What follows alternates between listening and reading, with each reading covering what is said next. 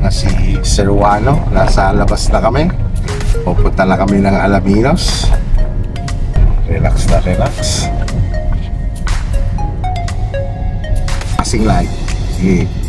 Okay. Ibig sabihin pinagbigyan mo siya. Balik sa mas mababa.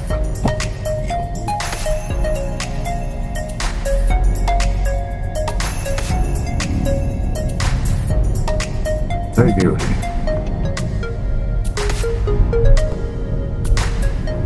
So sa mga ganitong highway, ang pagsisignal 100 meters.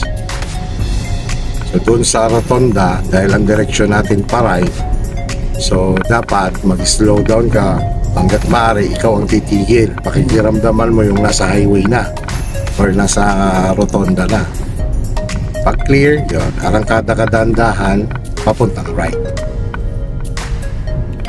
Tingnan mo lang yung point of view mo para ma-manage mo rin ng ayos ang kanya. Katulad yan, dito pa lang nagbabawas ka na, bitawan mo na si gas mo.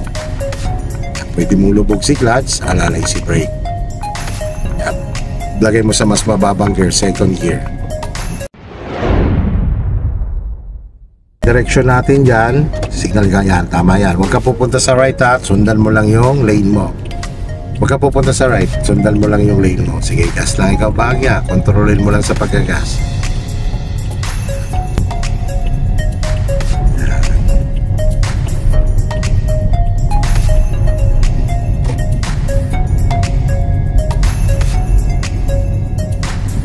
Control, slow down, dahil baka abutin. Huwag ka magka-clutch, bitawan mo lang si gas.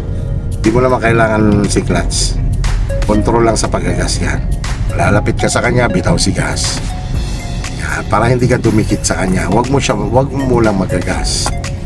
Para ma-maintain mo yung clearance mo sa kanya. Malayo na siya ulit, gagas ka ulit bahagya. Huwag ka mahihilip, sundan mo lang siya. Hindi dapat magbaba ng ano. Okay lang yan, sustain lang yan sa third.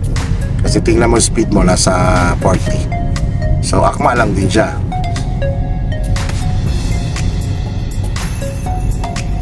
Pagka lalapit ka sa kanya, bitawan mo lang si gas. Ano lang naman yan. Ang isang driver hindi dapat nahihilip. Tsaka wag kang o-overtake dyan sa kaliwa kahit wala kang kasalubong. Kasi bakit? Solid white line. Okay. Pag mga ganon, para ka lang nagdadrive ng automatic dyan. Kakasya. Lang naman yan, pag video downhill, katulad yan, huwag ka mag-gas. Kaya mo lang siyang nagro-rolling siya. Hindi naman kailangan mag-brake, kaya mo lang siya na pagka medyo palusong, pag ginasan mo, lalo kang bibilis. Yan, so ang direksyon natin dyan sa intersection na yan ay diretso. Stay on your lane ka pa rin. Pakiramdaman mo yung tricycle, baka kakaliwa yan dyan. Yan, baba ka lang gear para makontrol mo yung intersection. Yan.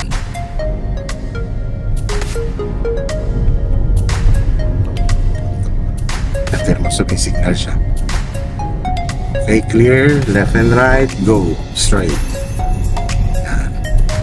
Pagdating lang to, third gear ulit. Yan. Oh, huwag ka nilibad yan. Kagagaya sa mga ganyang klaseng driver. Ang alam lang nila mag-drive. Kasi nakita nilang clear, walang kasalubong, yan, overtake. But it's not a proper overtaking. Ito ang overtaking, nasa right. Gas up ka ulit, konti, tapos fourth gear. Fourth gear. Sa fourth gear ka na, kontrolin mo pa rin ang pagkagas. Yan, katulad yan. Confusing pavement markings yan. Broken pero curved. Ang paalala ko dito, wag kang mag-overtake dyan na hindi mo natatanaw ng malaki o mahaba, malawak ang ulahan mo. Kasi isipin mo, broken naman yan, pwede ako mag-overtake. Wag, yung safety pa rin. Yan. So, speed up ka lang konti para makapag-fifth gear ka. Yan, fifth gear. Yan. Mas control pa rin sa pagagas. Slow down ikaw. Ganyan mo lang naman kung kontrolin yung mga curve na yan. Bawas ng speed. Kunting galaw din naman kayo. Oo, magbabago yan. So kaya nga dito sa ganitong sitwasyon, mabilis ng takbo mo. Kumbaga ang pihit ng manubela mo dyan, gabuhok lang. Kung maglilipat ka ng linya, talagang konting-konti lang. Kapag mga ganyan, may nagkukross malayo pa lang, lapitaw ka na ng gas. Pag clear na ulit ang unahan mo, gas ka lang ulit. Yan. Sarap mag-drive ng maluwag. Yan lang yan, pagkatulad yan, tama yan, slow down, bitaw lang sa gas. So hindi naman kailangan mag-brake at manageable mo pa naman yung speed mo, bitaw lang sa gas. Hindi kasi tamang practice yun na kahit ganyang mapalusong ay nagdidiin ka pa rin ng gas. Tapos, Lalo bibilisan. oo, tapos yung iba eh nagre-reklamo na malakas sa gas ang kanilang sasakyan.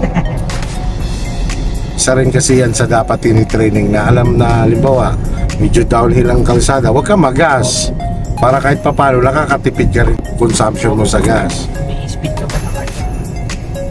Kasi kahit di mo siya tingnan, di ba, yung speed niya Bibilis pa ka lalo. mas lalong bibilis pa. Kaya nga ang paa mo no, nakabang kay brake para kung halimbawa sobrang bilis niya lang, alalayan mo siya ng brake. Ganyan lang naman, alay. Tulad nung nag-cross ng motor na yun. Yan naman eh, pag sobrang bilis, pag hindi, kahit mamrelo, kahit sad-sad ang gulong mo.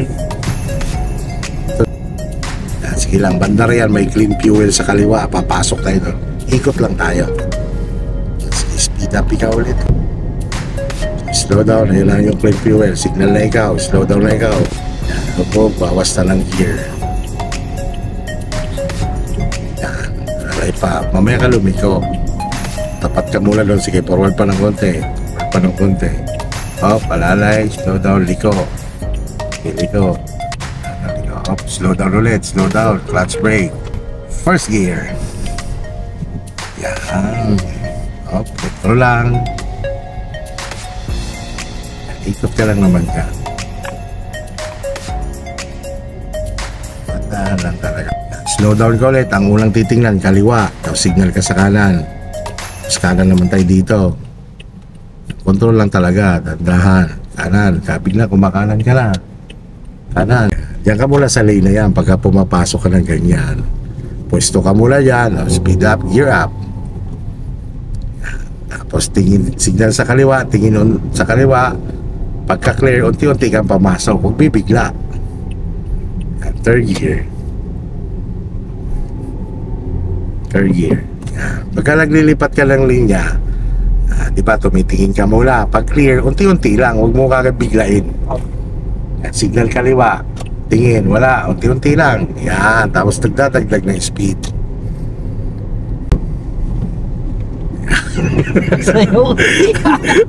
Isa pa yun sa aralin mo, yung hindi naapektuhan yung kaliwa mo pag gumalaw ang kanan mo. Yan, fifth gear. Yan, pigil lang. Pigil lang.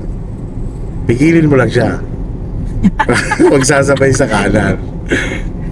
Ilang pa eh. Normal lang yan sa mga pag-uwan, syempre. So yan, unti-unti mo lang i-develop yun na kahit di ka na tumingin dyan, nakakapagpalit ka ng gear.